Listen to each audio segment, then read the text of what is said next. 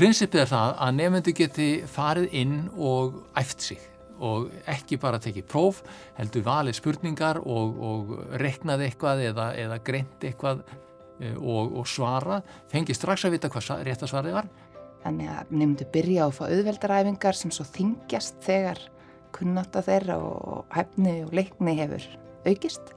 Hugsunin þá að þetta sé ekki próftaki, heldur taki til að æfa sig og þau megi halda áfram eins lengi þau sýnist og helst þangað til að fá bara kunna þetta upp á 10. Við Anna Helga þá mest hefum verið að nota þetta í inngangsnámskeiðum í stærðfræði, líka í tölfræðinámskeiðum við Háskóla Íslands. Okkur langaði að fara eitthvað út í heim og prófa hvernig svona kennslukerfi getur nýst á svona stöðum þar sem menntun kannski ekki eins aðgengileg og við að venjast. Og svo vorum við að kynna þetta á ráðstefnu hér og þar heiminn og birta greinar og annað. Og einhvern tíma satt ég bara á ráðstefnu í Barcelona. Ég fyrir upp á kynni mitt, maður við hliðina á mér, hann fyrir upp á kynni sitt og hann frá Kenía. Hann að vinna í Kenía. Og þannig byrjaði þetta samstarf. Nokkrum mánuðum síðar var ég komin bara í heimsókn til hans og svona til þess að kanna aðstæður og kynnast aðeins samfélaginu þar. Við höfum verið þar síðan. Þetta hefur verið svona 2012. Venjulega tekur nefndi próf og umbunn bara einhverjinn, en til viðbóta því þá datt okkur einhvern tímann í huga að það geti verið sniðugt að gera eitthvað annað, einhvers svona öðruvísu umbun. Og við erum þá með punktakerfi inn í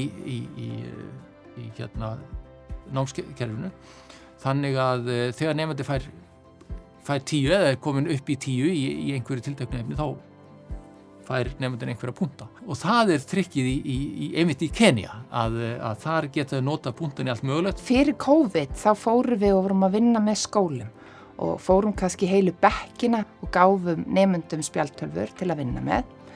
En svo í COVID þá loka allir skólar í heilt ár. Þá ákveða að fara að vinna með bókasöfnum, af því að þau voru opin í COVID. Þá erum við núna komin á yfir 40 staði, bara í Kenía, 45 staði þar.